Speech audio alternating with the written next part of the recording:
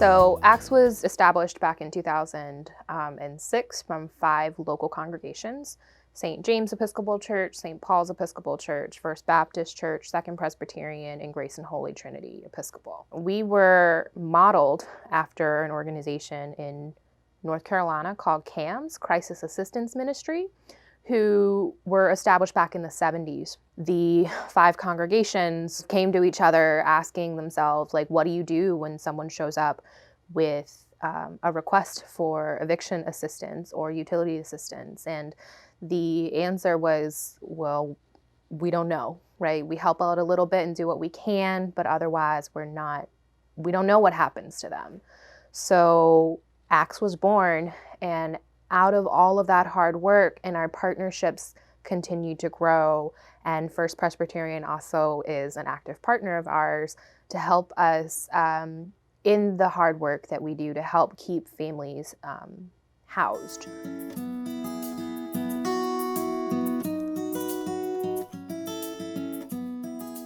So we have our traditional emergency financial assistance program. That's where our funding partners like First Pres will refer individuals who come to their door for looking for assistance. Our caseworkers are responding back to people within 2 to 4 business days to do an assessment of the person's particular situation. You know, what's going on, how far behind are they really behind on their rent or their utilities? So the basic assessment that we do, we determine, you know, are they a resident within our jurisdictional area?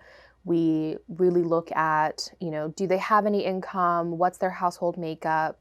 And then are they otherwise sustainable?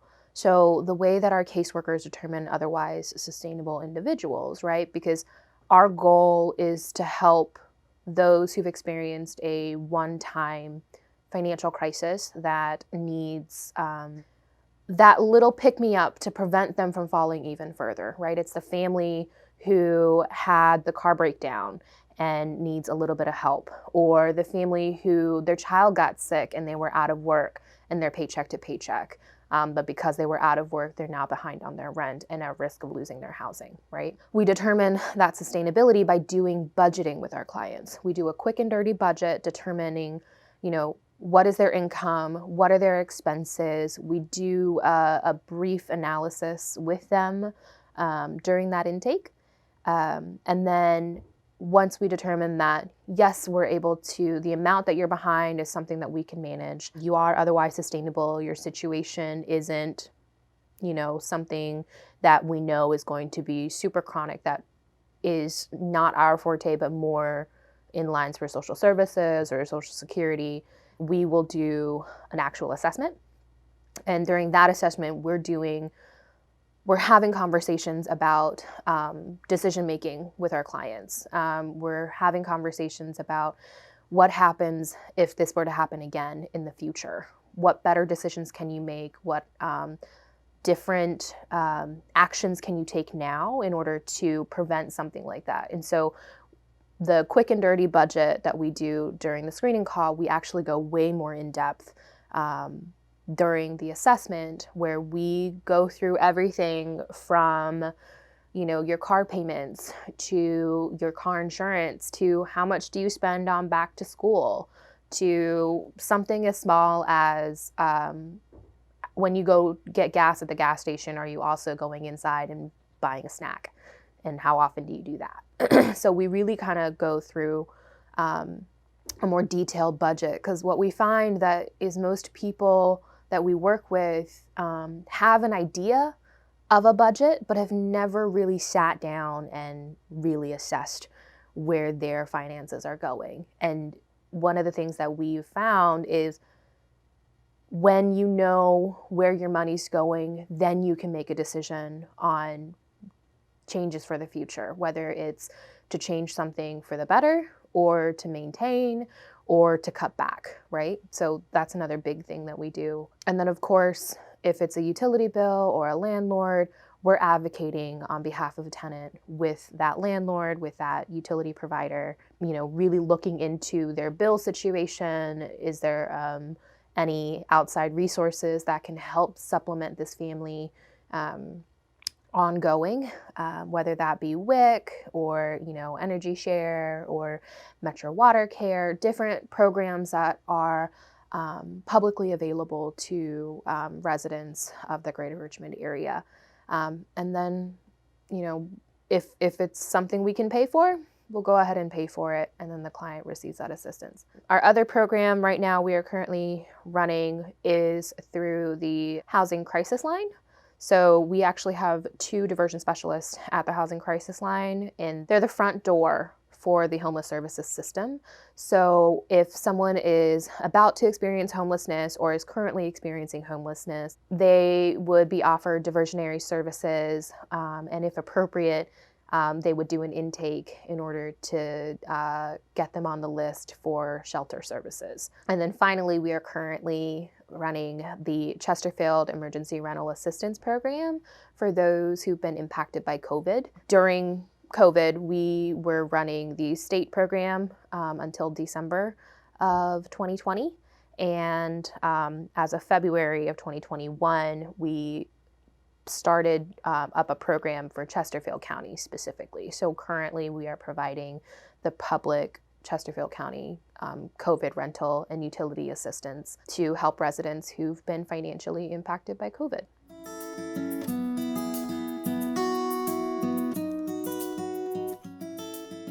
My interpretation of partnership really boils down to developing relationships with those who support us and we support them in return. Pre-COVID, one of the things that we would do for our liaisons is we would host quarterly liaison meetings to help educate them around programs that are available. Several years ago, we hosted a legal aid lawyer to come talk about evictions right before the eviction crisis became a thing. A Medicaid, Medicare information session as the healthcare insurance business started changing and shifting for clients. We were also able to do just a simple get-together. So all of our liaisons were able to meet with one another and to get to know who all else around the Richmond area supported one another. We believe that our partnerships with First Presbyterian is a lot more than a financial gift or an opportunity for liaisons to make referrals to clients, but actually I do believe that it is a give and take. So if there are any questions about, hey, this person doesn't really fit your bill, but do you know of any community resources? Or, us being able to connect different members of congregations who have similar roles so they can build a partnership and a relationship with one another.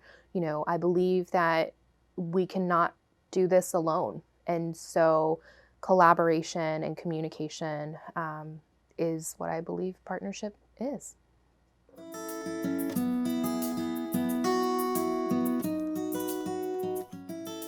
So this client was referred to us by a partner. There was a lot of complex situations going on with this particular family, right? Their main presentation was they were behind on their rent and that they were getting ready to get evicted. And so we're struggling to try to figure out how to make that payment. Thankfully, we were actually able to intervene or get connected with the family right before a parishioner of that particular congregation was about to provide their own finances to support this family. We were able to say, hey, I think we've got this. We're going to be able to work with her. She's otherwise sustainable. There's a lot of other things going on with her. So, please give us the opportunity to work with her instead of, having the parishioner pay for this person's rent directly. And so what we actually ended up doing is during our assessment with this family, we were able to identify that it was a lot more complicated than just their rent. We were able to identify that there was violence happening in their community that was impacting their family. We also were able to identify some gaps in employment opportunities and resources. And we were also able to identify some other basic life skills that this family was lacking. And so, although, we were able to help advocate with their landlord and pay their rent, we also got them connected to the Office of Community Wealth Building for their employment programs that the client didn't even know about, and they were right down the street from it. We were able to give them resources and, again, advocate for them to move out of their current housing situation because of all of the potential violence. And we were also able to, during those conversations, have an opportunity to discuss with her dreams of moving out of public housing and what that might entail, right? We got her connected to the employment services, but we also had a very real conversation with her of what renting in a non-public housing sector would mean, what kind of responsibility that came with, how managers in public housing are more willing to work with tenants for a longer period of time because they're mandated by law versus a traditional landlord who, in the state of Virginia, it's a very, very fast process. Even if you communicate, it's a very fast process. So we were able to sit down with her and explain to her what to expect and when, how can we kind of think about the timeline of when she would want to move out, what that would look like, where she would want to go. So beyond the rental assistance that we were able to provide this person, we were able to also really sit down with them and kind of go through all of those other aspects of their life that impact a simple thing like rent.